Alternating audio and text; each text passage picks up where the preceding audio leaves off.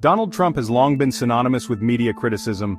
From calling CNN fake news to branding journalists as the enemy of the people, his presidency was marked by relentless attacks on the press. But now, in a surprising twist, Trump has described the media as vital for making America great again, emphasizing the importance of a free, fair, and open press. This shift raises a multitude of questions. Why is Trump, the media's staunchest critic, now praising its role in democracy? What does this mean for his legacy and future political ambitions? Is this a turning point for media-politician relations, or just a strategic move? Today we're diving deep into Trump's complex relationship with the media. We'll explore his history, motivations behind this change, and the broader implications for democracy, journalism, and political discourse. Before entering politics, Donald Trump was a media maestro. He understood the power of headlines and mastered the art of manipulating press coverage to enhance his personal brand. Trump's media playbook in the 1980s and 1990s, building the Trump brand. As a real estate developer, Trump made sure his projects, personal life, and business ventures dominated the tabloids. Stories about Trump's lavish lifestyle appeared regularly in outlets like the New York Post. This coverage reinforced his image as a billionaire tycoon, even during times when his businesses were struggling. Trump famously posed as his own publicist under the pseudonym John Barron to leak favorable stories about himself, the Apprentice-era media as a marketing tool. In 2004, Trump's image was revitalized through the reality TV show The Apprentice. The show portrayed him as a successful businessman with a knack for leadership and decision-making. Millions of viewers came to see Trump as a competent and decisive leader, setting the stage for his eventual political career. Trump's early relationship with the media was mutually beneficial. He provided sensational content, and in return the press amplified his persona. The media's role in Trump's rise. When Trump announced his presidential bid in 2015, his campaign strategy centered on dominating the news cycle. He used provocative statements and polarizing rhetoric to capture headlines, effectively turning the media into an unwitting amplifier of his message. Trump's remarks about building a border wall and banning Muslims from entering the U.S. sparked outrage but also guaranteed extensive media coverage. A study by the New York Times revealed that Trump received nearly $2 billion in free media coverage during the 2016 campaign, far surpassing his opponents. Weaponizing fake news. As media scrutiny intensified, Trump introduced the term fake news to discredit stories he found unfavorable. The phrase quickly became a rallying cry for his supporters. During a press conference in January 2017, Trump famously refused to take a question from CNN reporter Jim Acosta, saying, "You are fake news." This tactic served multiple purposes. It delegitimized critical reporting, it fostered mistrust of mainstream outlets among his base. It allowed Trump to control the narrative by promoting alternative media. During his time in office, Trump's relationship with the media escalated into outright hostility. Some defining moments include the enemy of the people label. Trump repeatedly referred to the media as the enemy of the people, a term historically associated with authoritarian regimes. Organizations like the Committee to Protect Journalists condemned this rhetoric, warning that it endangered journalists and undermined press freedom globally. Jim Acosta and White House access. In 2018, the Trump administration revoked CNN reporter Jim Acosta's press credentials after a heated exchange during a press conference.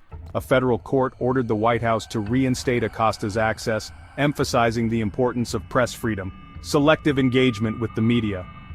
Trump favored conservative outlets like Fox News and OAN, while avoiding critical outlets like The Washington Post. This created an echo chamber where Trump could promote his narrative unchallenged, but it also deepened polarization in media consumption. After leaving office, Trump continued his critiques of the press, but also adapted to the changing media landscape. Frustrated by bans from platforms like Twitter, Trump launched his own social media network, Truth Social, in 2022. The goal was to bypass traditional media and communicate directly with his supporters. While Truth Social gave Trump a platform, its reach was limited compared to mainstream outlets. Trump maintained his attacks on the fake news media, but also began engaging with certain outlets in a more conciliatory tone, setting the stage for his recent statement. In November 2024, Trump made an unexpected statement during an interview with Fox News Digital. "You can't make America great again without a vibrant press. It's vital to the process.